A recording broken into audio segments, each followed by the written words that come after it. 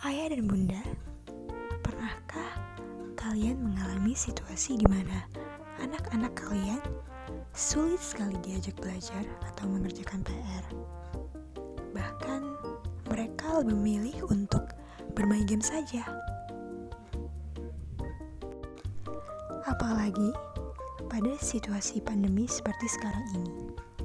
Pemerintah memberikan peraturan baru agar sekolah dilaksanakan secara online atau daring, sehingga mengharuskan anak-anak belajar dari rumah yang harus dipantau oleh orang tua masing-masing.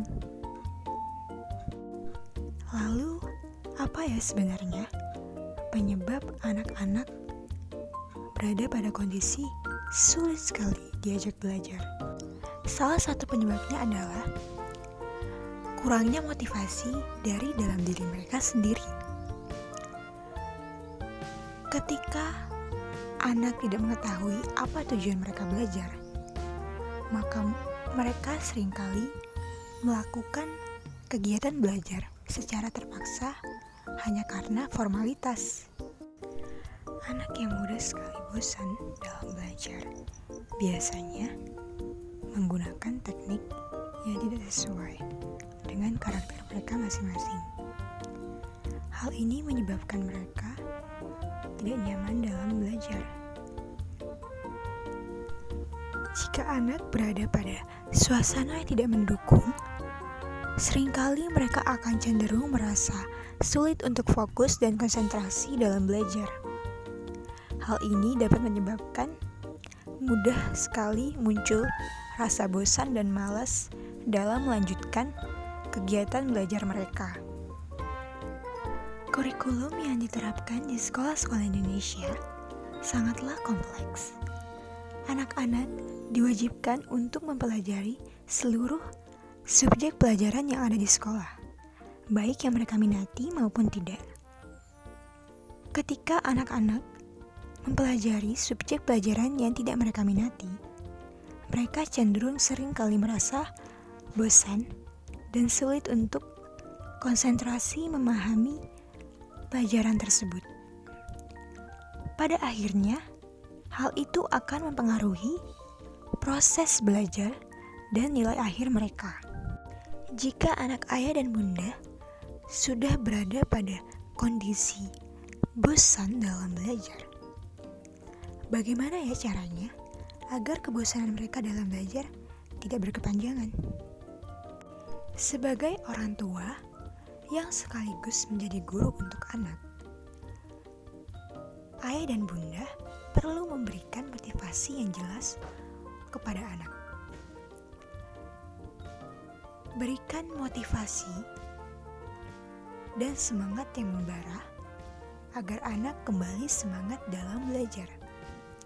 Misalnya, bilang kepada anak bahwa dengan belajar,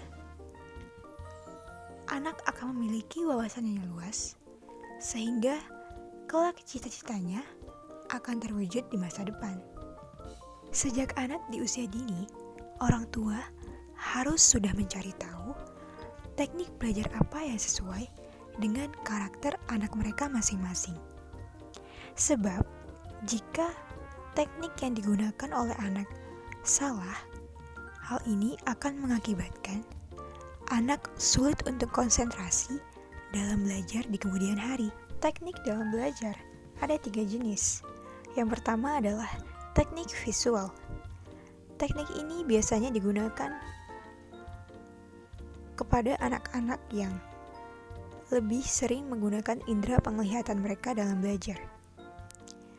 Anak-anak yang lebih mudah memahami pelajaran dengan menonton video animasi, menonton video pembelajaran, cocok sekali menggunakan teknik pembelajaran visual.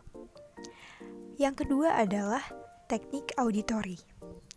Teknik ini lebih banyak melibatkan indera pendengaran anak. Untuk anak-anak yang lebih suka mendengarkan podcast pembelajaran dan audio-audio pembelajaran, sangat cocok untuk menggunakan teknik auditori ini. Yang terakhir adalah teknik belajar kinestetik. Teknik belajar ini sangat cocok digunakan oleh anak-anak yang lebih suka melakukan praktikum dan melibatkan gerakan-gerakan anggota tubuh. Agar anak dapat belajar dengan nyaman, maka mereka memerlukan suasana yang mendukung. Sebagai orang tua, tentu ayah dan bunda perlu menyiapkan suasana dan tempat yang nyaman agar anak dapat konsentrasi dalam memahami pelajarannya. Jika anak ayah dan bunda tidak menyukai suasana yang berisik, maka sediakan ruangan yang nyaman dan kedap udara agar anak dapat fokus belajar. Jika anak ayah dan bunda merupakan tipe pelajar yang perlu memiliki teman ketika belajar, maka ajaklah teman sekelas mereka untuk belajar bersama.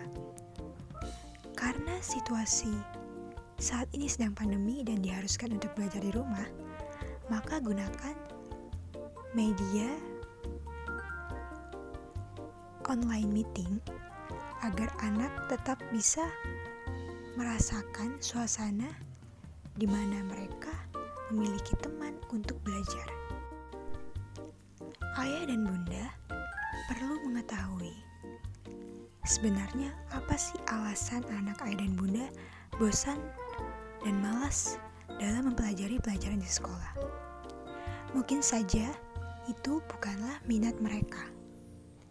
Oleh karena itu, ayah dan bunda perlu mencari tahu sebenarnya apa sih minat yang mereka ingin lakukan. Kemungkinan anak ayah dan bunda memiliki minat dan bakat di bidang non-akademis, seperti di bidang olahraga yang mencakup atletik ataupun permainan bola besar dan kecil, di bidang musik, seperti bernyanyi atau bermain alat instrumen, di bidang seni, seperti menggambar, melukis, memahat, mewarnai. Hal ini merupakan tugas utama orang tua untuk mencari tahu bakat apa dan minat apa yang dimiliki anak ayah dan bunda. Pada situasi pandemi seperti sekarang ini, anak-anak diwajibkan untuk belajar secara online dari rumah, sehingga memerlukan pemantauan dan pengawasan dari orang tua. Tugas orang tua menjadi bertambah dengan merangkap sebagai guru, teman, sekaligus sahabat untuk anak. Orang tua haruslah belajar menjadi sahabat yang baik untuk anak, dengan tidak malu belajar bersama-sama dalam memahami masalah-masalah yang ada dalam pelajaran mereka. Dengan mengetahui adanya support system di sisi mereka, anak akan merasa lebih tenang dan semangat dalam belajar, sebab mereka mengetahui bahwa di sisi mereka ada orang tua mereka yang selalu bersedia mendukung, mendoakan, dan menemani mereka. Salah satu penyebab anak mudah sekali bosan belajar adalah kurangnya konsentrasi dalam diri mereka. Oleh karena itu, orang tua perlu mengetahui berapa lama waktu konsentrasi anak dalam belajar.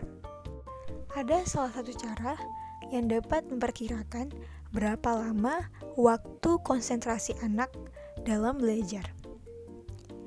Caranya adalah dengan menghitung umur anak dikali dengan 3 sampai 5 menit.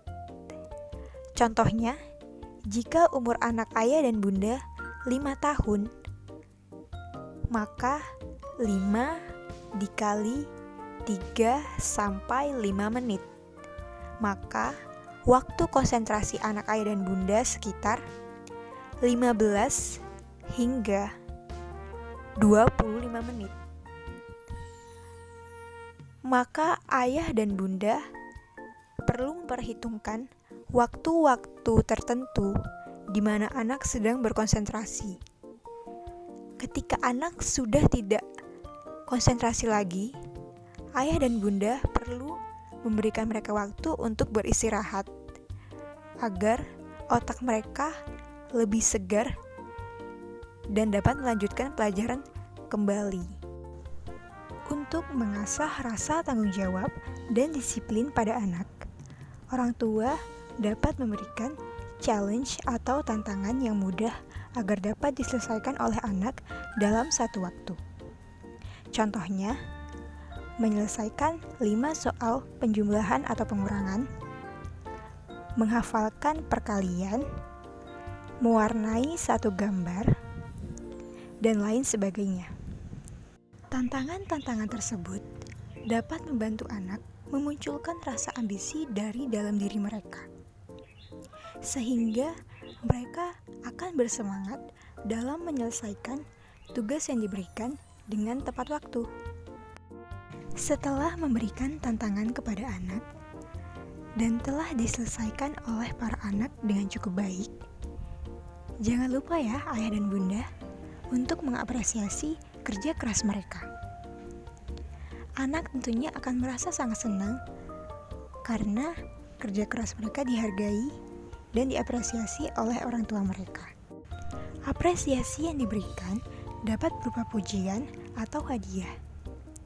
Puji anak ayah dan bunda karena mereka sudah bekerja keras dalam menyelesaikan tantangan yang diberikan.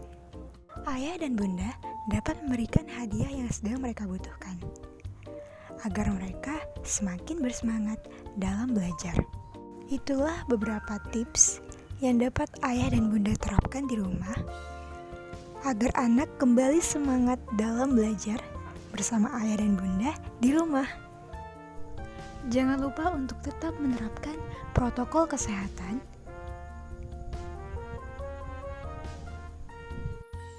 Terima kasih sudah menonton video ini. Semoga video ini dapat memberikan informasi baru dan bermanfaat.